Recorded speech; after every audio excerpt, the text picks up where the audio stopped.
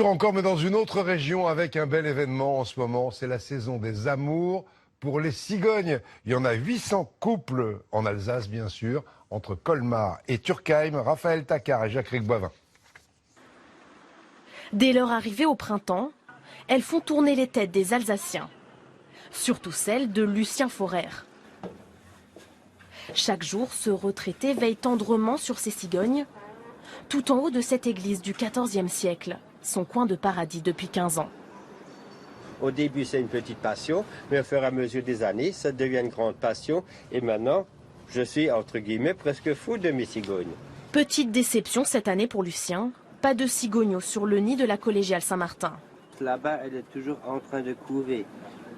Alors, dans son viseur, le retraité surveille les nids voisins pour ne rien manquer du spectacle. Pour moi, c'est un bel animal. Le jour où on me demanderait qu'est-ce que je vais devenir comme animal, ça sera sûr que ce sera la cigogne. Chaque année, 19 millions de touristes sillonnent l'Alsace. Et la cigogne blanche, porteuse de bonnes nouvelles, reste la grande vedette. C'est ce qui se dit chez nous en Alsace, le bébé. C'est la cigogne qui ramène le bébé, évidemment. Un oiseau de légende qui protège aussi les villages et leur assure richesse et bonne santé. Majestueux sur ses échasses oranges, l'animal bien-aimé veille sur l'Alsace. Une des premières cigognes d'ailleurs qui apparaît. À la fin de la Première Guerre mondiale, le dessinateur Hansi l'utilisa pour symboliser la victoire de la France sur l'Allemagne. Une Alsace heureuse et libre après 40 ans d'annexion. Des images réconfortantes qui ont traversé les frontières. Effectivement, Hansi crée de toutes pièces en fait cette allégorie de la cigogne. Il a su peut-être créer par cette image une demande, un espèce de modèle de référence. Une icône régionale, toujours intacte un siècle plus tard. L'Alsace, terre des cigognes, a attiré l'animal par son sol humide et riche en nourriture.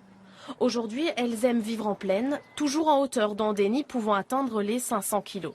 J'ai vu des reportages comme tout le monde, mais voir un nid en vrai, c'est juste merveilleux.